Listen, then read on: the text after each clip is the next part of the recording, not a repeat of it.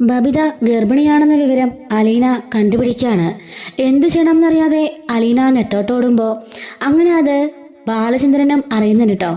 ബാലചന്ദ്രൻ മാത്രമല്ല, കൃഷ്ണമോളും ഈ വിവരങ്ങളെല്ലാം അറിയാണ്.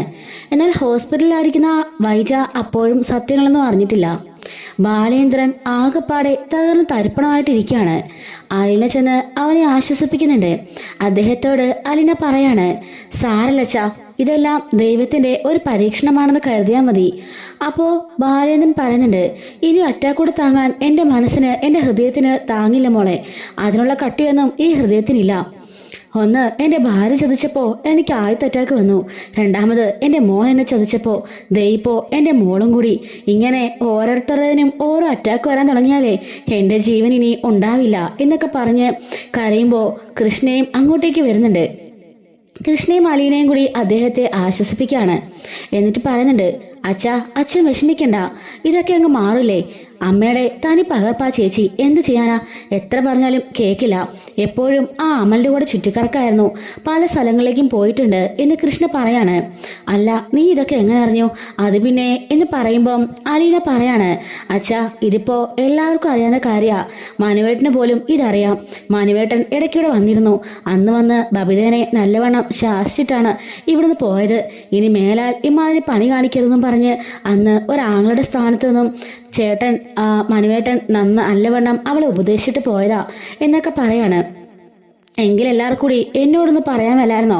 അവളെ അടിച്ച് ഈ മുറിക്കകത്ത് ഞാൻ പൂട്ടിടുകയല്ലായിരുന്നോ എന്ന് ചോദിക്കുമ്പം അലീന പറയാണ്, അച്ഛൻ്റെ മാനസികാവസ്ഥ ഓർത്താണ് ഞങ്ങൾ ആരും ഇത് തുറന്ന് പറയാതിരുന്നത്. ഇനിയും ചങ്കിന് ഒരു വിഷമം ഉണ്ടാവരുതെന്ന് ഞങ്ങൾ കരുതിയുള്ളൂ.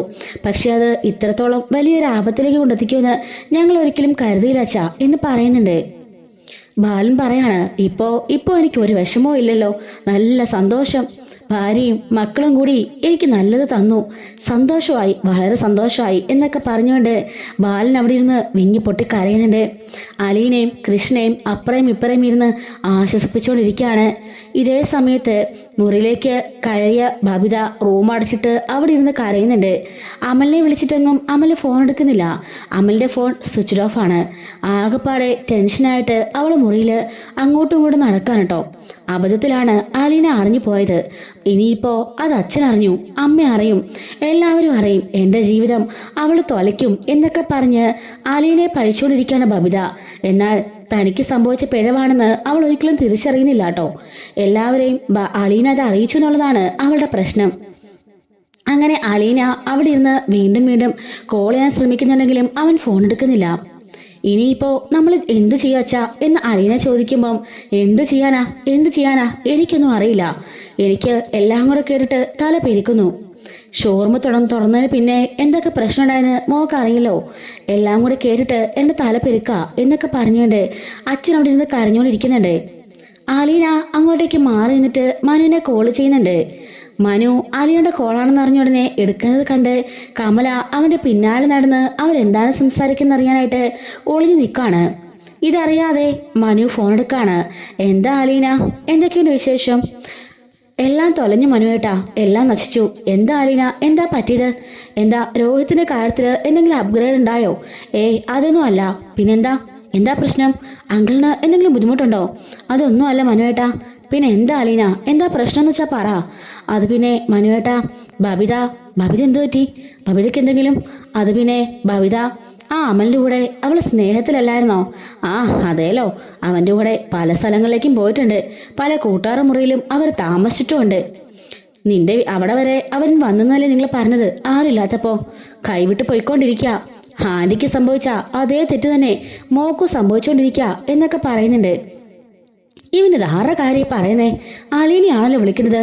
ആരുടെ കാര്യമായിരിക്കും എന്നൊക്കെ ആലോചിച്ചുകൊണ്ട് തൂണിന്റെ മറവില് ഒളിഞ്ഞു നിൽക്കുകയാണ് കമല.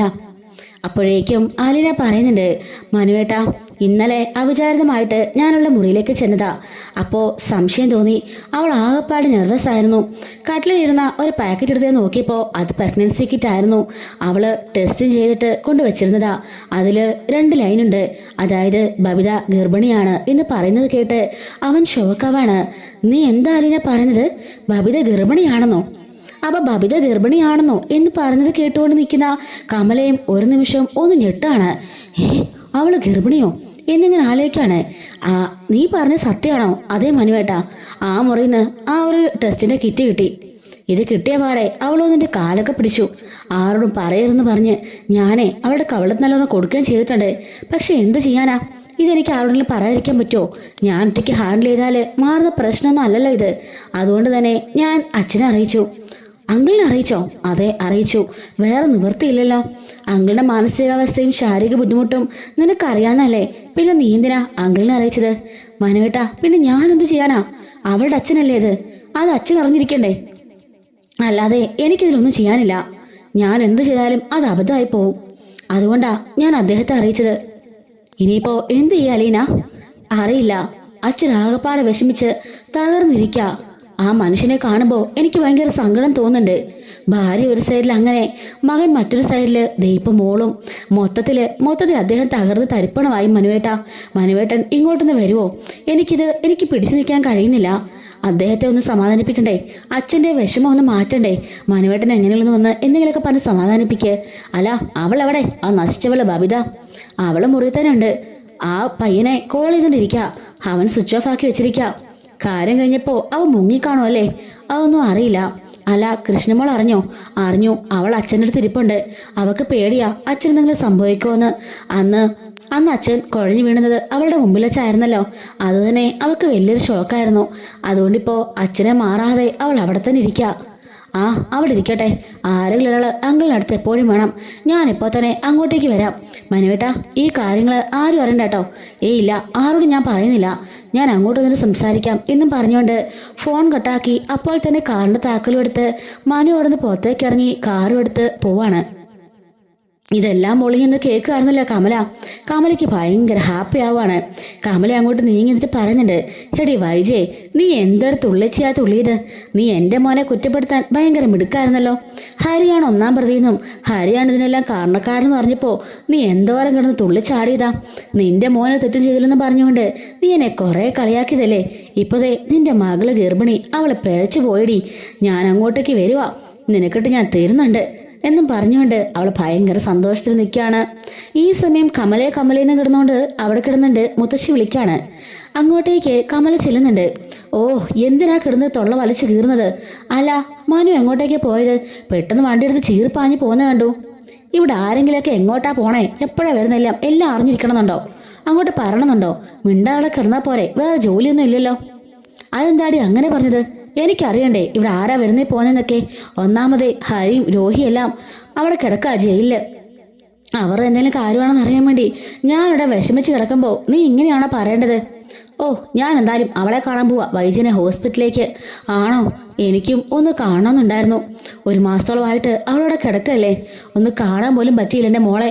അയ്യോ, ഈ കോലത്തില് ഞാനിനി എങ്ങനെ പൊക്കിക്കൊണ്ട് പോകും? മക്കളുണ്ടല്ലോ കുറേ എണ്ണം, അവരോടൊക്കെ പറ പൊക്കിക്കൊണ്ട് പോകാനായിട്ട്. എന്നെ കൊണ്ടൊന്നും പറ്റത്തില്ല. പിന്നെ ദേ ഭക്ഷണമൊക്കെ കഴിച്ചിട്ടിരിക്കല്ലേ, വെള്ളം അവിടെ ഇരിപ്പുണ്ട്. എണീച്ച് ഇതിലെങ്കിലും വീണേക്കല്ലേ. വന്നിട്ട് എനിക്ക് പണി ഉണ്ടാക്കിയേക്കരുത്, പറഞ്ഞേക്കാം എന്നും പറഞ്ഞുകൊണ്ട് അവിടുന്ന് ദേഷ്യപ്പെട്ട് ഇറങ്ങിപ്പോകുന്നുണ്ട്. അപ്പോഴേക്കും മുത്തശ്ശി അവിടെ നിന്ന് ആലോചിക്കാണ്, എൻ്റെ ഈശ്വര, ഇതൊക്കെ കാണാൻ നിൽക്കാതെ എന്നെ അങ്ങോട്ടേക്ക് നിനക്ക് വിളിച്ചൂടെ? അദ്ദേഹത്തെ മാത്രം എന്തിനാ അങ്ങോട്ടേക്ക് വിളിച്ചത്? എന്നെ കൂടി ആ കൂടെ കൊണ്ടുപോകാനില്ലേ? വയ്യ ഇനി ഒന്നും അനുഭവിക്കാൻ. മക്കളെ കൊണ്ടും കൊച്ചുമക്കളെ കൊണ്ടും മരുമക്കളെ കൊണ്ടും എല്ലാം മാനസികമായി പ്രയാസം അനുഭവിച്ച് വേണോ ഈ പ്രായത്തില് ഞാൻ ജീവിക്കാനായിട്ട്? ഇത്രയും പ്രായമായല്ലേ, ഇനി എന്നെ അങ്ങോട്ടേക്ക് വിളിക്കത്തില്ലേ എന്നും പറഞ്ഞ് മുത്തശ്ശി അവിടുന്ന് സങ്കടപ്പെട്ടുകൊണ്ടിരിക്കുന്നുണ്ട്. അങ്ങനെ വാതിലും അടച്ചിട്ട് കമല അപ്പോൾ തന്നെ അവിടുന്ന് പോവാണ് കേട്ടോ. ഈ സമയം മനു ആണെങ്കിൽ കടപ്പാട്ടൂരിലേക്ക് എത്തുന്നുണ്ട്. അവിടെ എത്തിയതിനു ശേഷം ഡോർ ബെല്ലടിക്കുമ്പം അലീന വന്ന് ഡോർ തുറക്കാണ്. എവിടെ അങ്കിൾ എവിടെ? മുകളിലത്തെ മുറിയിലുണ്ട് മനുവേട്ടാ.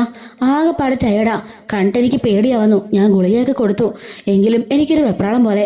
ഹോസ്പിറ്റലിൽ കൊണ്ടുപോകണോ? അറിയില്ല, മനുവേട്ടൻ നോയിക്കേ എന്നും പറഞ്ഞുകൊണ്ട് അലീന മനുവിനെ കൂട്ടി നേരെ മുറിയിലേക്ക് ചെല്ലുന്നുണ്ട്. അവിടെ ചെല്ലുമ്പം അവശനായിട്ട് കിടക്കായിരിക്കും കേട്ടോ ബാലേന്ദ്രൻ. അങ്കിളെ ഞാൻ മനുവാ, അങ്കിളെ ഒന്ന് എഴുന്നേറ്റേ. അപ്പോഴേക്കും കൃഷ്ണ പറയാണ്, മനുവേട്ടാ എനിക്ക് പേടിയാവുന്നു, എന്താ ചെയ്യണ്ടേ? ഇനി അറ്റാക്ക് ഉണ്ടാകാൻ പാടില്ലെന്ന് ഹോസ്പിറ്റലിൽ നിന്ന് പ്രത്യേകം പറഞ്ഞതാ, എനിക്ക് പേടിയാവുന്നു മനുവേട്ടാ എന്ന് പറഞ്ഞ് കരയുമ്പം അവളെ ചേർത്ത് പിടിച്ച് മനു ആശ്വസിപ്പിക്കുന്നുണ്ട്. അങ്ങനെ മനു ചെന്നിട്ട് അദ്ദേഹത്തെ പിടിച്ച് പൊക്കിയോട് ഇരുത്താണ്. ദേ അങ്കിളെ, ഇവള് കരുന്ന് കണ്ടില്ലേ കൃഷ്ണമോള്, അങ്കിള് വിഷമിക്കാതിരിക്കേ. ഈ പാവം എന്തോരം സഹിക്കണം. എല്ലാം ഇവളും കണ്ടും കേട്ടിരിക്കുകയല്ലേ. ബാലേട്ടന് അങ്കിളിനെ പോലെ തന്നെയാ ഇവളും. എല്ലാം അറിഞ്ഞും ഇവളും വിഷമം ഉള്ളിലൊതുക്കി നടക്കുകയല്ലേ. അങ്കിള് ഇവളെ കൂടെ സങ്കടപ്പെടുത്തരുത് എന്ന് പറയാണ്. കൃഷ്ണയുടെ മുഖത്തേക്ക് നോക്കുമ്പോൾ കൃഷ്ണനെ കരയുന്നത് ബാലനൻ കാണുന്നുണ്ട്. ഇല്ല മോളെ, അച്ഛനൊരു കുഴപ്പമില്ല. എൻ്റെ മോളെ പേടിക്കണ്ട കേട്ടോ. അച്ഛൻ മനസ്സിൽ ധൈര്യമാക്കാൻ ശ്രമിച്ചുകൊണ്ടിരിക്കുക. മനു പറയാണ്. എങ്കിലും അങ്കിളെ, ഇത് വല്ലാത്തൊരു ചെയ്തായിപ്പോയി. സത്യം പറ, എനിക്കിതൊക്കെ നേരത്തെ അറിയായിരുന്നു. ഞാൻ പിടിച്ചൊന്ന് വാൺ ചെയ്ത് വിട്ടതാ. അലീന എന്നോട് പറഞ്ഞു, നിനക്കെല്ലാം അറിയാമെങ്കിൽ അവളെ അടിച്ച് നിനക്ക് ശരിയാക്കിക്കൂടായിരുന്നോ? എന്തിനാ എൻ്റെ അനുവാദത്തിന് നിന്നത്? ഞാനിത് അറിഞ്ഞിട്ട് കുറച്ചായതേ ഉള്ളൂ. അപ്പോൾ തന്നെ ഞാനിവിടെ വന്നിട്ട് അവളെ ഒന്ന് നന്നായിട്ട് ഉപദേശിക്കുകയും ഒന്ന് പേടിപ്പിക്കുകയൊക്കെ ചെയ്തതാ. മര്യാദക്കിരിക്കാനൊക്കെ പറഞ്ഞതാ. പക്ഷെ ഇങ്ങനെ സംഭവിക്കുമെന്ന് ഒരിക്കലും ഞാൻ കരുതിയില്ല അങ്കിളെ എന്ന് പറയുമ്പോൾ ബാലനൻ പറയാണ്. എന്ത് ചെയ്യാനാടാ, അമ്മയുടെ വഴി തന്നെ പോകാനായിട്ട് ഒരാൾ വേണ്ടേ? അവളുടെ അമ്മയ്ക്ക് സംഭവിച്ചത് ഇന്ന് അവൾക്ക് സംഭവിച്ചു, അത്രേ ഉള്ളൂ. മോനും ഈ ഒരു പേരിൽ ജയിലിൽ കിടക്ക. തള്ളയാണല്ലോ കൈയും കാലും ഒടിഞ്ഞ് ഹോസ്പിറ്റലില്. മകളോ പിഴച്ച് നടക്കുന്നു. ഇതിനെ മാത്രം ഞാൻ എന്ത് പാപമാടാ ചെയ്തത്? ഞാൻ ഒന്നും ചെയ്തില്ല. ഒരു പെണ്ണിനെ ഞാൻ ആത്മാർത്ഥമായിട്ട് സ്നേഹിച്ചു. അവളെ കെട്ടാൻ വേണ്ടി ഞാൻ അതുപോലെ അധ്വാനിച്ചു, കഷ്ടപ്പെട്ടു. എല്ലാം നേടിയെടുത്തതിനെ പോലെ അഹങ്കാരമായിരുന്നു കഴിഞ്ഞ 22 വർഷമായിട്ട് എനിക്ക്. ഞാൻ എല്ലാം നേടി. 3 ഷോപ്പുകള്, വലിയ വീട്, 3 മക്കള്, ഞാൻ സ്നേഹിച്ച പെണ്ണ്, എല്ലാം നേടി. ഞാൻ ലോകത്തിലേറ്റവും ഭാഗ്യവാനെന്നും പറഞ്ഞ് ഞാൻ ഞെളിഞ്ഞ് നടക്കായിരുന്നു. അറിയോ നിനക്ക്? വലിയൊരു പ്രമാണിയെപ്പോലായിരുന്നു ഞാൻ. ഭയങ്കര സന്തോഷമായിരുന്നു എനിക്ക്. ജീവിതത്തിൽ എന്നെപ്പോലെ ലക്കിയായിട്ടുള്ള ആരും ഇല്ലെന്ന് കരുതിയിരിക്കുകയായിരുന്നു ഞാൻ. അത്രയ്ക്ക് ഹാപ്പിയായിരുന്നു. പക്ഷേ എല്ലാം ചില്ലുകൊട്ടാരം പോലെയാടാ വീണുടഞ്ഞു പോയത്. എൻ്റെ ഭാര്യനെ ചതിക്കാന്ന് അറിഞ്ഞപ്പോൾ തന്നെ ഞാൻ തീർന്നു പോയി. അവളെന്നെ അത്രയ്ക്ക് നല്ല സ്നേഹിച്ചിട്ടൊന്നുമില്ല. എപ്പോഴും തല്ലും വഴക്കും അടിയൊക്കെയായിരുന്നു. എങ്കിലും എനിക്ക് അവളെ ജീവനായിരുന്നു. ജീവൻ എന്ന് പറഞ്ഞാൽ എൻ്റെ ജീവന്റെ ജീവൻ. അന്ന് എനിക്ക് അവളോട് തോന്നിയ അതേ പ്രണയമായിരുന്നു ഇപ്പോഴും എനിക്ക് അവളോട് തോന്നിയിരുന്നത്. അതുകൊണ്ട് തന്നെ ഒരിക്കൽ പോലും അവളെ വേദനിപ്പിക്കാൻ വേണ്ടി ഞാൻ ഒന്നും പറഞ്ഞിട്ടില്ല. പക്ഷേ അലീന വന്നിട്ട് അവൾ അലീനയുടെ മകളാണെന്നും എന്നെ ചതിക്കാണെന്ന് അറിഞ്ഞ നിമിഷമാണ് ഞാൻ അവളെ അത്രയ്ക്ക് വെറുത്തു തുടങ്ങിയത്. എന്തോരം സ്നേഹിച്ചോ അതിലപ്പുറം വെറുപ്പായി എനിക്ക്. എന്റെ ചങ്കിനൊന്നും ഉൾക്കൊള്ളാൻ പറ്റില്ലടാ. കഴിഞ്ഞ 10-22 വർഷമായിട്ട് ഒരു കുടുംബം മുഴുവനും എന്നെ ചതിക്കാന്നല്ലെന്ന് ആലോചിച്ചപ്പോൾ ഞാൻ തകർന്നു പോയടാ. പിന്നെ ഞാൻ എങ്ങനെ വീഴാതിരിക്കും എന്ന് ചോദിക്കാണ്. അങ്കിളെ, അതെല്ലാം കഴിഞ്ഞു പോയില്ലേ? എവിടെ കഴിഞ്ഞു പോകാൻ? അതങ്ങനെ ഇങ്ങനൊന്നും കഴിഞ്ഞു പോയില്ലടാ. ആ തീ എൻ്റെ മനസ്സിൽ കിടക്ക. അതങ്ങനെയൊന്നും കെട്ടുപോയില്ല. അതെന്നും അങ്ങനെ തന്നെ കാണും. അതിനുശേഷം എൻ്റെ രോഹി, ഒരിക്കലും ഞാൻ അവനെ അങ്ങനെ കരുതിയില്ല. അവൻ്റെ പല തെറ്റുകളും ഞാൻ കണ്ടു, ശാസിച്ചു, എല്ലാം ചെയ്തതാ.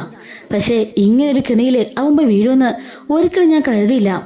അതിൻ്റെ പിന്നാലെ തന്നെ എൻ്റെ മോളും കൂടി, തള്ളയുടെ അതേ സ്വഭാവമുള്ള മോള്. ഇപ്പോൾ എല്ലാം തികഞ്ഞല്ലോ. പ്രമാണിയായിരുന്ന എല്ലാം കിടന്ന് അഹങ്കരിച്ച എൻ്റെ എല്ലാം ഒരു നിമിഷം കൊണ്ടാണ് ഇല്ലാതായത്. ചീട്ടുകൊട്ടാരം പോലെ എല്ലാം തകർന്നൊടിഞ്ഞു പോയില്ലേടാ എന്നും ചോദിച്ചുകൊണ്ട് മനുവിൻ്റെ കയ്യിൽ പിടിച്ച് ബാലചന്ദ്രൻ കരയുന്നുണ്ട്. അങ്ങളെ, കരയാതെ. പ്രശ്നങ്ങളാകുമ്പം ജീവിതത്തിൽ മാറി മറിഞ്ഞും വന്നുകൊണ്ടേയിരിക്കും. അത് ഫേസ് ചെയ്യാനല്ലേ നമ്മളെ മനുഷ്യര്. അതിനല്ലേ ദൈവം നമ്മളെ എങ്ങോട്ടേക്ക് വിട്ടിരിക്കുന്നത്. അതുകൊണ്ട് ഈ പ്രശ്നം നമ്മൾ ഫേസ് ചെയ്യണോ അങ്ങളെ എന്ന് പറയാണ്. എന്താണ് ഞാൻ ചെയ്യേണ്ടത്? നീ പറ. അവളെ അബോർഷൻ ചെയ്യണോ? അതോ എൻ്റെ അമ്മായിച്ചൊക്കെ ചെയ്തതുപോലെ ആരും ഒരാളെ കൊണ്ട് അബോർഷൻ ചെയ്തിട്ട് വേറെ ഏതെങ്കിലും ഒരുത്തിന് തലയിൽ കെട്ടിവെക്കണോ? ഞാനൊരിക്കലും അത് ചെയ്യില്ലടാ. അവളെ ആരാണോ പിഴപ്പിച്ചത്, അവളുടെ കാരണക്കാരൻ ആരാണോ അവൻ തന്നെ അവളെ കേട്ടട്ടെ. അത് മതി. ഇനി അവളെ പഠിപ്പിക്കുന്നുമില്ല, ഒന്നുമില്ല. അവളുടെ ജീവിതം എന്താണെന്ന് അവൾ തന്നെ തീരുമാനിച്ചല്ലോ. 18 വയസ്സ് കഴിഞ്ഞതല്ലേ ഉള്ളൂ. അവൾ പോയി നശിക്കട്ടെ. വിദ്യാഭ്യാസം എന്താണെന്നോ ഒന്നും അവൾ തിരിച്ചറിയുന്നില്ല.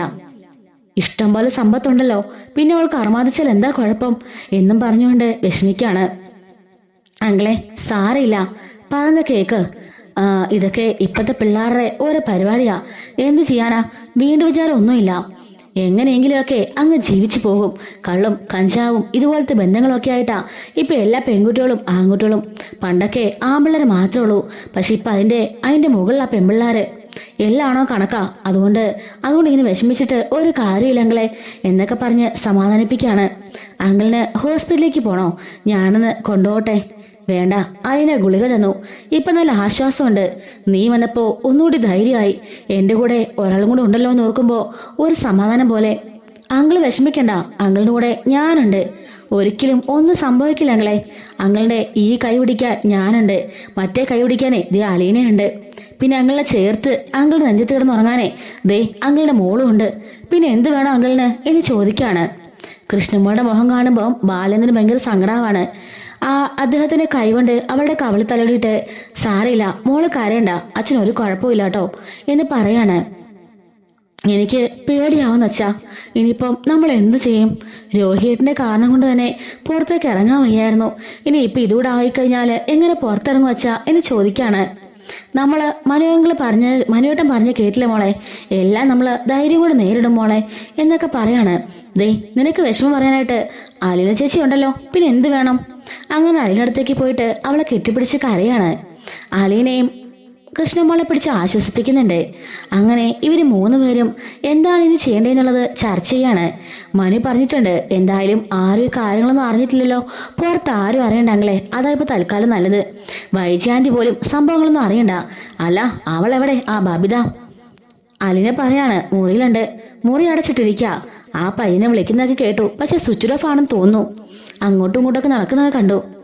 കൃഷ്ണ പറയാണ്, എപ്പോഴും ഒരേ മുറിയിലിരുന്ന് ഒരേ ഫോമുളിയായിരുന്നു. എന്ത് ചെയ്യാനാ മനുവേട്ടാ, എല്ലാം നശിപ്പിച്ച് കളഞ്ഞില്ലേ? അമ്മയുടെ പാത പിന്തുടരാൻ ഒരാളെങ്കിലും വേണമല്ലോ എന്ന് കൃഷ്ണമോളും പറയുന്നുണ്ട് കേട്ടോ. അങ്ങനെ ഞാൻ അവളെന്ന് കാണട്ടെ എന്നും പറഞ്ഞുകൊണ്ട് മനു താഴേക്ക് പോകുമ്പം അലീനയും കൃഷ്ണമോളും കൂടി അവിടെ ഇരുന്ന് അദ്ദേഹത്തെ ആശ്വസിപ്പിക്കുന്നുണ്ട്. മനു അങ്ങനെ നേരെ പോയിട്ട് ബബിതയുടെ മുറിയുടെ വാതിൽ കൊട്ടുകയാണ്. ബബിത വാതിൽ തുറക്കുമ്പോഴേക്കും മനു അകത്തേക്ക് കയറുന്നുണ്ട്. സംഭവങ്ങളെല്ലാം ഞാൻ അറിഞ്ഞു. ആ ബബിതയാണെങ്കിലോ തലയും കൊണ്ടിച്ച് നിൽക്കാൻ കേട്ടോ. എന്റെ പൊന്നു ബബിതേ, നിനക്കൊക്കെ എന്താ നാണമില്ലേ? നീ 18 വയസ്സായി കഴിഞ്ഞില്ലേ നിനക്ക്? നീ പഠിക്കുന്ന കുട്ടിയല്ലേ? നിനക്ക് അത്യാവശ്യം വിവരം ബോധമെങ്കിലും ഇല്ലേ എന്നൊക്കെ ചോദിക്കാണ്. ഇത്രയും ചെറിയ പ്രായത്തില് ഇങ്ങനെയൊക്കെ ഓർക്കാൻ കൂടി വയ്യ എന്നൊക്കെ പറയുമ്പോൾ ബബിതൊന്നും മിണ്ടാതെ തലയും കുനിച്ച് അവിടെ മൂലയ്ക്ക് നിൽക്കുമായിരിക്കും. ഹരി എന്ന് നിന്നെ തൊടാൻ വന്നപ്പോ നീ എതിർത്ത് കുതിരി മാറി ഓടിയില്ലേ? നിന്റെ മാനം രക്ഷിക്കാൻ നീ നോക്കിയില്ലേ? അതുപോലെ തന്നെ ഇപ്പോഴും ചെയ്യണമായിരുന്നല്ലോ. അതെന്താ കാമുകനായിട്ടാണോ നീ എല്ലാത്തിനും സമ്മതിച്ചു കൊടുത്തത്? എന്നിട്ടിപ്പോ അവൻ വിളിച്ചിട്ട് ഫോൺ എടുത്തോ? ഇല്ല, സ്വിച്ച് ഓഫാ. ഈ സംഭവമൊക്കെ അവൻ അറിഞ്ഞിരുന്നോ? ആ, ഞാൻ വിളിച്ച് പറഞ്ഞു. അത് കഴിഞ്ഞപ്പോ അവൻ ഫോൺ സ്വിച്ച് ഓഫ് ആക്കി പോയല്ലേ? നന്നായി, ആ കാമുകനെ അങ്ങ് മുങ്ങി എന്ന് കരുതിയാൽ മതി എന്ന് പറയുമ്പോഴേക്കും ബബിത കരയുന്നുണ്ട്. മനുവേട്ടാ, ഞാൻ കഴിഞ്ഞ തവണ കൂടി വന്ന് ഞാൻ നിന്നെ വാൺ ചെയ്തിട്ട് പോയതല്ലേ? അവന്റെ സ്വഭാവം അത്ര നല്ലതല്ലെന്ന്. നിങ്ങൾ പല സ്ഥലങ്ങളും മുറിയെടുത്തെന്നും പല സ്ഥലങ്ങളിലേക്ക് കറങ്ങാൻ പോയിട്ടുണ്ടെന്നും പലതും ചെയ്തിട്ടുണ്ടെന്നൊക്കെ അന്നേ എനിക്ക് അറിയായിരുന്നു. പിന്നെ ഞാനതൊക്കെ മൈൻഡ് ചെയ്യാതിരുന്നതേ. ഇപ്പൊ ബാലേന്ദ്രൻ ഞങ്ങളിന് താങ്ങാനാവുന്നതിനപ്പുറം പ്രഷറും വെയിറ്റും ഉണ്ട് തലയുടെ മണ്ടയ്ക്ക്. അതിന്റെ കൂടെ നിന്റെയും കൂടെ കാര്യം പറഞ്ഞ് വെറുതെ പ്രഷർ കൂട്ടണമെന്ന് കരുതിയിട്ടാ. പക്ഷെ ഇപ്പം ഒരേ അടിക്ക് നിന്റെ അച്ഛനെ പറഞ്ഞിടുന്ന പ്രവൃത്തിയല്ലേ നീ ചെയ്തത്. അദ്ദേഹത്തിന്റെ ഹൃദയത്തിന് ഇനി ആ താങ്ങാൻ പറ്റുന്ന നിനക്ക് തോന്നുന്നുണ്ടോ? നീ ഒന്ന് ആലോചിച്ച് നോക്ക്. മോന്റെ കാര്യവും അമ്മയുടെ കാര്യവും എല്ലാമായിട്ട് നിന്റെ അച്ഛൻ ആഹാരപ്പാടെ തകർന്നടിഞ്ഞ് നടക്കുക. അതിന്റെ കൂടത്തി നീയും കൂടി ഇമാതിരി പിഴച്ച പണി കാണിക്കായിരുന്നോ ബബിതേ എന്ന് ചോദിക്കാണ്. പൊട്ടിക്കരയുമ്പം കരയരുത്. നിന്റെ മുഖം കാണുമ്പം എനിക്ക് ദേഷ്യം വരുന്നത് അടിച്ചിന്റെ പല്ല് തട്ടാൻ എനിക്ക് തോന്നുന്നത്. പിന്നെ ഞാനത് ചെയ്യുന്നില്ലെന്ന് കരുതിയിരിക്കാം. ഇപ്പോഴും കൂടി ബാലനങ്ങൾ പറഞ്ഞതേ ഉള്ളൂ, നല്ല അടി അവക്കിട്ട് കൊടുക്കാൻ മേലായിരുന്നു എന്ന്. പക്ഷേ എന്റെ കൈ പൊങ്ങുന്നില്ല എന്ന് മനു പറയുന്നുണ്ട് കേട്ടോ. ബബിതയാണെങ്കിലോ, മനുവേട്ട രക്ഷിക്കണം, എനിക്കിത് പറയാൻ ആരുമില്ല. അമ്മയോട് പറയാൻ എനിക്ക് പേടിയാ. അലീന അറിഞ്ഞിട്ട് ഇക്കാര്യം എല്ലാവരോടും പറയാ. അലീന ആരോടും പറഞ്ഞില്ല, നിന്റെ അച്ഛനോടും എന്നോട് മാത്രം. നിന്റെ അച്ഛൻ അത് അറിഞ്ഞിരിക്കേണ്ടതല്ലേ? അല്ലെങ്കിൽ പിന്നെ നാളെ അതുകൂടി അവളുടെ തലയിലേക്ക് വീഴും. അതുകൊണ്ടാ അവൾ നേരത്തെ മുൻകൂട്ടി പറഞ്ഞത്. പിന്നെ എന്നെ അവളെ വിളിച്ചത് വേറൊന്നിനും വേണ്ടിയിട്ടല്ല. നിന്റെ അച്ഛന് സുഖമില്ലായിരുന്നു, ഒരു സപ്പോർട്ടിന് വേണ്ടിയിട്ടാ അവൾ വിളിച്ചത്. അവൾക്ക് പേടിയായി പോയി. 2 അറ്റാക്ക് കഴിഞ്ഞ മനുഷ്യനല്ലേ? ഇനി ഒന്നുകൂടി വന്നാല് നേരെ അദ്ദേഹം സ്വർഗത്തിലേക്ക് ചെല്ലും. മനസ്സിലായോടി എന്ന് ചോദിക്കാണ്. ബബിത അവിടെ ഇരുന്ന് പൊട്ടിക്കരയുന്നുണ്ട്. എന്തായാലും ഞാനും അവങ്ങളും കൂടി ചില കാര്യങ്ങളിൽ തീരുമാനം എടുത്തിട്ടുണ്ട്. എത്രയും പെട്ടെന്ന് അത് നടപ്പിലാക്കാൻ പോവാണ് എന്ന് പറയുന്നുണ്ട് കേട്ടോ. ബബിതയാണെങ്കിലോ ആകപ്പാടെ വിഷമിച്ച് തലയും കുനിച്ച് മുഖം പൊത്തി അവിടെ ഇരുന്ന് കരയുമ്പോൾ മനു പറയുന്നുണ്ട്, ഇനിയിപ്പൊ കരഞ്ഞിട്ടൊന്നും ഒരു കാര്യമില്ല. അലീന പറഞ്ഞപ്പോഴും ഞാൻ പറഞ്ഞപ്പോഴും ആര് പറഞ്ഞും കേൾക്കാതെ അഹങ്കരിച്ച് നീ മതിച്ച് നടക്കല്ലായിരുന്നോ? ഇതൊക്കെ അനുഭവിക്കാതെ പോവില്ല എന്നും പറഞ്ഞുകൊണ്ട് അവിടുന്ന് മനു ഇറങ്ങിപ്പോന്നുണ്ട്. ബബിത വീണ്ടും അവിടെ കിടന്ന് പൊട്ടിക്കരയുന്നുണ്ട് കേട്ടോ. എന്ത് ചെയ്യണമെന്നറിയാതെ മോളുടെ മുഖത്ത് പോലും നോക്കാൻ മടിയായിട്ട്, ഫേസ് ചെയ്യാൻ മടിയായിട്ട് ബാലേന്ദ്രൻ അവിടെ കിടക്കാണ്. ഇതേ സമയം തന്നെ കമലയാണെങ്കിലോ നേരെ ഹോസ്പിറ്റലിലേക്ക് ചെല്ലാണ്. ഒരു വിസിറ്റർ ഉണ്ടെന്ന് ആ നഴ്സ് വന്ന് പറയുന്നുണ്ട്. അങ്ങനെ കമല അകത്തേക്ക് കയറി വരുമ്പം കമലയിട്ടെത്തിയോ? ഞാൻ ബോറടിച്ച് കിടക്ക കമലയിട്ടെത്തി. ആരും ഒന്ന് വരുന്ന പോലും ഇല്ല. എത്ര നേരം ഫോൺ കാണും, എത്ര നേരം TV കാണും, മടുത്തു. ഫോൺ തുറന്നാലൊക്കെ റേപ്പിസ്റ്റുകളുടെ വാർത്തയാണല്ലോ, അതുകൊണ്ട് തന്നെ നോക്കാൻ പോലും തോന്നുന്നില്ല. കമല പറയാണ്, എങ്കിലേ നിനക്ക് നോക്കാനും ആലോചിക്കാനും ചിന്തിക്കാനൊക്കെ ഇൻട്രസ്റ്റ് ഉള്ളൊരു ന്യൂസുമായിട്ടാ ഞാൻ വന്നേ. എന്താ, അവള് പോയോ അലീന? അതോ അവള് ചത്തോ? അതൊന്നും അല്ല, അവൾ അവിടെ തന്നെയുണ്ട്. പിന്നെ എന്താ കേട്ടത്തി ഇത്രയ്ക്ക് സന്തോഷമുള്ള വാർത്ത? അവൾ അവിടെ നിന്ന് പോയാലാ എനിക്ക് സന്തോഷം, അല്ലാതെ എനിക്ക് ഒരു സന്തോഷവും ഇല്ല. എങ്കിലേ ഞാനൊരു കാര്യം പറയാം, അത് കേൾക്കുമ്പം നിനക്ക് ഭയങ്കര സന്തോഷമായിരിക്കും. എന്താ കമലേട്ടത്തി?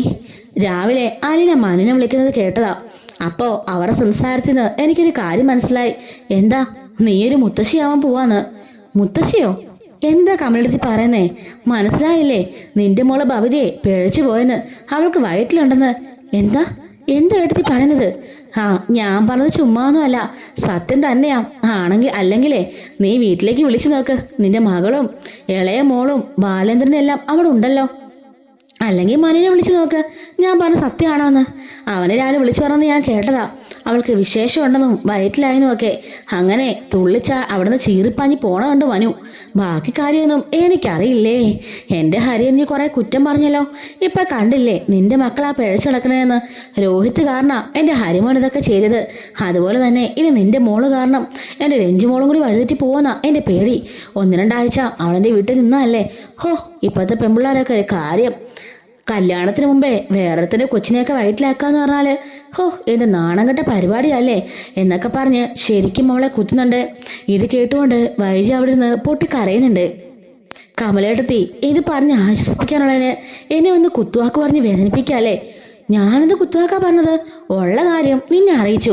കണ്ടോ, ഇത്ര നേരമായിട്ട് നിന്നോട് ആരും പറഞ്ഞില്ല. ഞാനല്ലേ വന്ന് പറഞ്ഞത്. നീ ഇത് അറിഞ്ഞിരിക്കണ്ടേ? നിന്റെ മകളുടെ കാര്യമാകുമ്പോ അമ്മേന്റെ നിലയില് നീ വേണ്ടി ആദ്യം അറിയാനായിട്ട്. അതുകൊണ്ട് ഞാൻ വന്ന് പറഞ്ഞേ ഉള്ളൂ. ഞാൻ പോയേക്കാം, ഇനി നിനക്ക് ഞാനൊരു ബുദ്ധിമുട്ടാവുന്നില്ല എന്നും പറഞ്ഞ് കമല ഭയങ്കര ഹാപ്പിയിൽ അവിടെ നിന്ന് ഇറങ്ങി പോവാണ്. അവൾക്ക് നല്ല സന്തോഷമായി. കാരണം എപ്പോഴും രണ്ടുപേരും തമ്മിൽ പോവാറല്ലേ. അങ്ങനെ നമ്മുടെ വൈജിയാണെങ്കിൽ ഫോൺ എടുത്തിട്ട് ആരെ വിളിക്കണം എന്ന് ആലോചിക്കാണ്. ബബിതയുടെ ഫോണിലേക്ക് അമ്മയുടെ കോൾ വരുന്ന കണ്ട് ബബിത ഒന്ന് ഞെട്ടിപ്പോകുന്നുണ്ട്. എടുത്താൽ എന്തായാലും അമ്മ അറിഞ്ഞു കാണും. അറിഞ്ഞില്ലെങ്കിൽ എൻ്റെ സൗണ്ട് കേൾക്കുമ്പം അമ്മയ്ക്ക് എന്തെങ്കിലും ഡൗട്ട് അടിക്കും. വേണ്ട എന്നും പറഞ്ഞുകൊണ്ട് അവൾ ആ ഫോൺ കട്ടാക്കി മാറ്റി വെക്കാണ്. കൃഷ്ണമോളുടെ ഫോണിലേക്ക് വൈജി വിളിക്കുമ്പോഴേക്കും കൃഷ്ണമോള് ഫോൺ അറ്റൻഡ് ചെയ്യാണ്. എന്താമേ? അല്ല, നീ ഇപ്പം എവിടെയാ? ഞാൻ വീട്ടിലുണ്ട്. അയാളെന്തിയേ? ബാലചന്ദ്രൻ എൻ്റെ അച്ഛനോട് കിടപ്പുണ്ട്. അല്ല, ബബിതയോ? ബബിതേച്ചി മുറി അടച്ചിട്ടിരിക്കുക. ഞാൻ വിളിച്ചുള്ള ഫോൺ എടുത്തില്ലല്ലോ. അതെനിക്ക് അറിയില്ലമ്മേ. എന്താ അവിടെ പ്രശ്നം? എന്തെങ്കിലും പ്രശ്നമുണ്ടോ? പ്രശ്നമൊന്നുമില്ല. അവിടെ ആരാ സംസാരം കേൾക്കുന്നേ? അത് പിന്നെ മനുവേട്ടൻ വന്നിട്ടുണ്ട്. അച്ഛനുമായിട്ട് എന്തൊക്കെ കാര്യങ്ങൾ സംസാരിക്കുക. എങ്കിലേ നീ മനുവിൻ്റെ കയ്യിലേക്ക് ഫോൺ കൊടുത്തേ. ശരിയമ്മേ. മനുവേട്ടാ, ദേ അമ്മയാ. അമ്മയോ? അല്ല, ആൻറ്റി എന്തെങ്കിലും അറിഞ്ഞോ? അറിയില്ല. ആരവിടെ സംസാരിച്ചപ്പോൾ മനുവേട്ടാന്ന് പറഞ്ഞപ്പോൾ ഒന്ന് കൊടുക്കാൻ പറഞ്ഞതാ. ഇതാ. Hello aunty. അല്ല മനു, നീ എന്താ ഇപ്പം അവിടെ? അല്ല, ഞാൻ അങ്കിളിനെ ചുമ്മാന്ന് കാണാൻ വന്നതാ. എന്തെങ്കിലും പ്രശ്നമുണ്ടോ? ഇല്ല, അങ്കിളിന് ചെറിയൊരു അസുഖം പോലെ. അപ്പോൾ അലീന ഒരു സപ്പോർട്ടിന് എന്നെ വിളിച്ചതാ. അവൾക്ക് പേടി. 2 പ്രാവശ്യമായിട്ട് അറ്റാക്ക് വന്നതല്ലേ. ഇനിയും അറ്റാക്ക് വന്നാലോ എന്ന് അലീനയ്ക്ക് ഭയങ്കര പേടിയായിരുന്നു. അതുകൊണ്ടാ. കുഴപ്പമൊന്നുമില്ല ആൻറ്റി, ഞങ്ങളോട് ഇരിക്കാം. അല്ല, ഞാനൊരു കാര്യം അറിഞ്ഞു. ബബിതയുടെ കാര്യം സത്യമാണോ? അത് പിന്നെ ആൻറ്റി അങ്ങനെയൊന്നും ഇല്ല. സത്യം പറ മനു, അങ്ങനെ എന്തെങ്കിലും ഉണ്ടോ? അത് പിന്നെ ആൻറ്റി, ഞാനെന്ത് പറയാനാ? പറ മനു, എന്റെ ചങ്കിനകത്ത് വിഷമമായിട്ട് വയ്യ. ഇപ്പോൾ എനിക്കതിന് അറ്റാക്ക് വരും തോന്നുക. നീ സത്യസന്ധമായിട്ട് കാര്യം പറ, എന്താ സംഭവിച്ചത്? അപ്പോഴേക്കും ഫോൺ സ്പീക്കറിലാക്കാണ് മനു. ഇത് ബാലചന്ദ്രൻ കേൾക്കുന്നുണ്ട് കേട്ടോ. ബാലചന്ദ്രൻ പറയാണ്, എന്താടാ അമ്മയുടെ വഴി തന്നെ മോളും പോയെന്നങ്ങ് പറ എന്ന് പറയുമ്പോഴേക്കും ഇത് കേട്ട് അവളൊന്ന് ഞെട്ടുന്നുണ്ട്. അമ്മയുടെ വഴി തന്നെ മോളും പോയെന്ന് പറയാനോ? വിവാഹത്തിന് മുമ്പേ അവൾ ഗർഭിണിയായതാണല്ലോ ഇപ്പം പ്രശ്നം. അതിനെതിരായി എന്നെയും കൂടി ഇതാക്കുന്നേ എന്ന് ആലോചിച്ച് കൺഫ്യൂഷനിലിരിക്കുകയാണ് വൈജ. അത് പിന്നെ ആന്റിയുടെ ആരാ ഈ കാര്യമൊക്കെ എന്ന് പറഞ്ഞത്? നിന്റെ അമ്മ ഇവിടെ വന്നിരുന്നു. നിന്നെ രാവിലെ അലീന ഫോൺ ചെയ്തപ്പോൾ അതിൽ നിന്ന് കേട്ടാന്ന് പറഞ്ഞുകൊണ്ട് എന്നോട് കുറെ കാര്യമൊക്കെ എന്ന് പറഞ്ഞു. അതൊക്കെ സത്യമാണെന്നാണ് ഞാൻ ചോദിക്കുന്നത്. ഓ എൻ്റെ ഈശ്വര, അമ്മയുടെ ഒരു കാര്യം ഞാൻ മാറുന്ന് സംസാരിക്കായിരുന്നു. അതിപ്പോൾ ഒളിഞ്ഞു കേട്ട് ഞാനിവിടെ വരുന്നതിന് മുമ്പ് തന്നെ അവിടെ കൊണ്ടൊന്ന് ചാർത്തി തന്നല്ലേ എന്ന് ചോദിക്കുമ്പം പിന്നെ ഞാൻ അറിയണ്ടേ? എൻ്റെ മക്കളുടെ കാര്യം ആദ്യം അറിയേണ്ടത് ഞാനല്ലേ? ആന്റി, അറിയാൻ നല്ല കാര്യങ്ങളാണെങ്കിലേ അറിഞ്ഞതിന് കുഴപ്പമൊന്നുമില്ല. ഇമാതിരി കാര്യങ്ങളൊക്കെ അറിയാതിരിക്കും തന്നെ നല്ലത്. മനു, എനിക്ക് വിഷമമായിട്ട് വയ്യ. എൻ്റെ ചങ്കിനകത്തൊക്കെ അന്നത്തെ ഭാരം പോലെ. എന്താ സംഭവിച്ചത്? അവക്ക് എന്തെങ്കിലും പ്രശ്നമുണ്ടോ? ആന്റി എന്താ അറിഞ്ഞത്? അമ്മ എന്താ വന്ന് പറഞ്ഞേ? അത് പിന്നെ ബബിത നശിച്ചു പോയിന്നാ വന്ന് പറഞ്ഞത്. സത്യമാണോ മനു? എനിക്കിത് ആലോചിക്കാൻ കൂടി വയ്യ. എങ്കില് അമ്മ പറഞ്ഞ സത്യം ആന്റി. ബബിതയ്ക്ക് വിശേഷമുണ്ട്. അവളിപ്പോ പ്രഗ്നന്റാ എന്ന് പറയുന്നത് കേട്ട് അവൾ ഞെട്ടി വിറച്ചു പോവാണ്. മനു, ഞാൻ എന്തൊക്കെയാ കേൾക്കുന്നേ? ബബിത അങ്ങനെയൊക്കെ പോവോ? ബബിതയുടെ സ്വഭാവമൊന്നും ആന്റിക്ക് അറിയാൻ വേണമെന്നിട്ടാ. കുറെ ദിവസങ്ങളും കുറെ മാസങ്ങളായിട്ട് ഞാനിത് അറിഞ്ഞുകൊണ്ടിരിക്കുക. കുറെ ഞാൻ വാൺ ചെയ്തു. കഴിഞ്ഞ പ്രാവശ്യം തല്ലാൻ വരെ വന്നതാ. പല സ്ഥലങ്ങളും ആ കാമുകൻ്റെ കൂടെ പോയി മുറി എടുത്തിട്ടുണ്ട്. പല വീടുകളിലേക്കും പോയിട്ടുണ്ട്. ഇതെല്ലാം അറിഞ്ഞ് ഞാൻ വന്ന് വാൺ ചെയ്തിട്ട് പോയതാ. അതിനിടയില ഇങ്ങനൊരു സംഭവം. ഇനിയിപ്പോ നമ്മൾ എന്താണ് ചെയ്യാ? എനിക്ക് അറിഞ്ഞൂടാ. ഞാൻ ഇവിടെ കിടക്കല്ലേ, ഞാൻ ആരോട് പറയും? ഇതിപ്പോ ശിവേട്ടനോട് രാജുവേട്ടനോടൊക്കെ വിളിച്ച് എനിക്ക് പറയാൻ പറ്റുമോ? അതുപോലെ തന്നെ ഗംഗേട്ടനോട് വിളിച്ച് ഞാൻ എങ്ങനെ പറയും? എനിക്കറിയില്ല. ഇനിയിപ്പോ ഭാവിയിൽ എന്താ ചെയ്യണ്ടേ? എൻ്റെ ആന്റി, ഞങ്ങൾക്കും അറിയില്ല. ഞങ്ങളിവിടെ ആലോചിച്ചോണ്ടിരിക്കുക. അവള് മുറി അടിച്ചിട്ട് കഥ അടിച്ചിട്ട് മുറിയിൽ കയറി. അത് മാത്രല്ല, ആ പയ്യനെ ഇപ്പോൾ വിളിച്ചിട്ട് ഫോൺ അറ്റൻഡ് ചെയ്യുന്നില്ല. അവൻ ഫോൺ സ്വിച്ച് ഓഫ് ആക്കി വെച്ചേക്കാ. 18 വയസ്സ് കഴിഞ്ഞതല്ലേ ഉള്ളൂ മോക്ക്. ഇമാതിരി പണിയൊക്കെ കാണിക്കുമെന്ന് ആരറിഞ്ഞു? ആന്റിയും അങ്കിളുമായിട്ട് യുദ്ധം പ്രഖ്യാപിച്ച് രണ്ടുപേരും രണ്ടു വഴിക്കല്ലേ. അതുകൊണ്ട് മക്കള് അവർ തോന്നിയ വഴിക്കാം. അമ്മയും അച്ഛനും ഒന്നായി നിന്നാൽ മാത്രമേ ഇക്കാലത്ത് മക്കളെ നല്ല രീതിക്ക് എങ്ങനെ വളർത്താൻ പറ്റുള്ളൂ. അല്ലാതെ പല സ്ഥലങ്ങളും പോയി തോന്നിവാസം കാണിച്ചുകൊണ്ടിരുന്നാലേ മക്കളും അങ്ങനെ ഇരിക്കും എന്ന് പറയുമ്പോൾ അവൾ ചോദിക്കാണ്, ഞാനിപ്പോൾ എന്ത് ചെയ്യാനാടാ? ഞാൻ ഇത്രയും കാലം അവിടെ തന്നെ അല്ലായിരുന്നോ? ഇപ്പോഴല്ലേ ഞാൻ ഹോസ്പിറ്റലിലേക്ക് മാറിയത്. അല്ലാതെ ഞാൻ മാസങ്ങളായിട്ട് ബന്ധം പിരിഞ്ഞ് താമസിക്കുന്നല്ലായിരുന്നല്ലോ. ആന്റി, എങ്കിലും മക്കളെ നിയന്ത്രിക്കേണ്ടത് നമ്മുടെ കടമയല്ലേ? രോഹിത് ചെയ്ത തെറ്റെന്താണെന്ന് ആന്റിക്ക് അറിയാലോ. ഇപ്പൊ അതിനും വലിയ തെറ്റാ ആന്റിയുടെ മോള് ചെയ്തിരിക്കുന്നേ. ഇതിനൊക്കെ എങ്ങനെ കയറൂരി വരുമെന്നാ ആന്റി ഓർത്തിരിക്കുന്നേ? എനിക്കറിയില്ല. എന്തെങ്കിലും വഴിയുണ്ടോ? ബാലചന്ദ്രനുമായിട്ട് നീ ആലോചിക്കല്ലേ? എന്തെങ്കിലും വഴിയുണ്ടോന്ന് ചോദിക്കടാ. എനിക്ക് ആലോചിക്കാൻ കൂടി വയ്യ. അപ്പോഴേക്കും ബാലചന്ദ്രൻ അവിടെ നിന്ന് പറയാണ്, ഞാനൊരു കാര്യം പറയടാ മനു. ഫോൺ സ്പീക്കറിലാണല്ലോ. അവളെ കേൾക്കുമെന്ന് ബാലചന്ദ്രൻ അറിയാം. അതെ, നമുക്കിതെല്ലാം അങ്ങ് മറച്ചു വെക്കാം. ഇവളെ എന്നിട്ട് കൊണ്ട് രഹസ്യമായിട്ട് എവിടെയും കൊണ്ട് പ്രസവിപ്പിക്കാം. എന്നിട്ട് ആ കൊച്ചി ചത്തെന്നൊക്കെ പറഞ്ഞിട്ട് നമുക്ക് ഇവളെ വേറെ ആരും സ്നേഹിക്കുന്ന നല്ലൊരു പയ്യനെ തല്ലേക്ക് കെട്ടിവെച്ചു കൊടുക്കാം. എന്ത് പറഞ്ഞടാ? അതാകുമ്പോ ഒന്നും അറിയാതെ ആ പോട്ടൻ ഇവളെ ചുമന്നോട് നടന്നോളൂല്ലോ എന്നും പറഞ്ഞുകൊണ്ട് ബാലചന്ദ്രൻ പറയുമ്പോഴേക്കും വൈജയ്ക്ക് അത് നന്നായിട്ട് കൊള്ളുന്നുണ്ട് കേട്ടോ.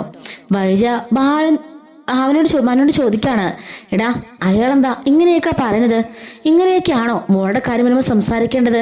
ഹോസ്പിറ്റലിൽ കൊണ്ടുപോയി ചെക്കപ്പ് ചെയ്ത് നോക്കി. അത് അബോർട്ട് ചെയ്യല്ലേ വേണ്ടത്, അല്ലാതെ പ്രസവിപ്പിക്കണം വേറെ ആളൊക്കെ കെട്ടിച്ചു വെക്കാൻ പറ അത് നടക്കുന്ന കാര്യമാണോ?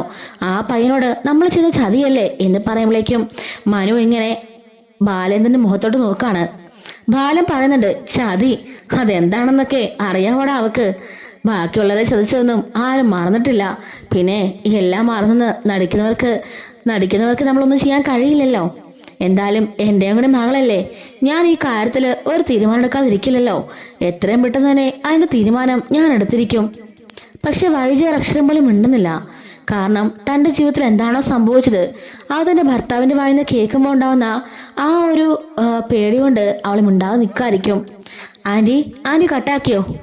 ഇല്ല മനു. അത് പിന്നെ മനു എന്താ ചെയ്യണ്ടേ?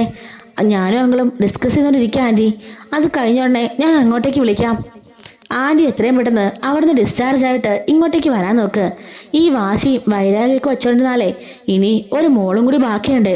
അവളുടെ ജീവിതം കൂടെ നശിച്ചു പോകും. ആന്റി അതോർത്താൽ കൊള്ളാം.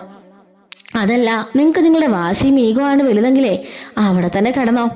നല്ല സുഖമല്ലേ അവിടെ കിടക്കാനായിട്ട്? അവിടെ തന്നെ കിടന്നോ, അല്ലാതെ ഇങ്ങോട്ടേക്ക് വരണ്ട. എന്തായാലും ആലിനോട് പറഞ്ഞു വിട്ടിട്ട് ആന്റിയോടെ കിടക്കാന്ന് ആന്റി ഒരിക്കലും കരുതണ്ട. ഇവള് മാത്രമേ ആന്റി നോക്കാൻ കാണുള്ളൂ. അതുകൊണ്ട് പറ്റുമെങ്കിൽ ആന്റി വരാൻ നോക്ക് ഡിസ്ചാർജ് ആയിട്ട്. ഇപ്പൊ എന്തായാലും ആന്റി വീട്ടിൽ വേണം.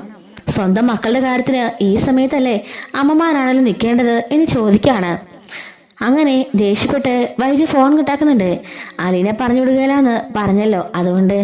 അങ്ങനെ ബാലേന്ദ്രനാണെങ്കിലോ ആകെപ്പാടെ മാനസികമായി തകർന്നടിഞ്ഞിരിക്കുന്നുണ്ട്. കേട്ടോടാ അവൾ പറഞ്ഞതൊക്കെ, ഒന്നും അറിയാത്ത ഒരു പുണ്യാളത്തി. അവൾ എന്ത് പെർഫെക്റ്റ് ആയിട്ട് അഭിനയിക്കുന്നതല്ലേ. അവൾ മാത്രമല്ല, നിന്റെ അച്ഛനും കൊച്ചച്ഛനും വല്യച്ഛനും പിന്നെ മുത്തശ്ശിയും എല്ലാവരും മികച്ച അഭിനേതാക്കളാ. ഒരുത്തന്റെ തലയിൽ കെട്ടിവെച്ച് കൊടുത്തിട്ട് അവരെല്ലാം സ്വസ്ഥമായിട്ട് ജീവിക്കാം. ഞാനല്ലേ ഇത്രയും വർഷവും ഭാരം ചുമന്ന് നടന്നത്. അത് മാത്രമോ, ഇത്രയും വർഷം ഇവളുടെ ആട്ടും തുപ്പും എല്ലാം ഞാൻ കൊണ്ടില്ലേ. എല്ലാം ഇന്ന് ആലോചിക്കുമ്പോൾ എനിക്ക് എന്നോട് തന്നെ വെറുപ്പ് തോന്നുക എന്നൊക്കെ ബാലചന്ദ്രൻ പറയുന്നത് കേട്ട് മിണ്ടാതിരിക്കാൻ മാത്രമേ നമ്മുടെ മനുവിന് സാധിക്കുന്നുള്ളൂ.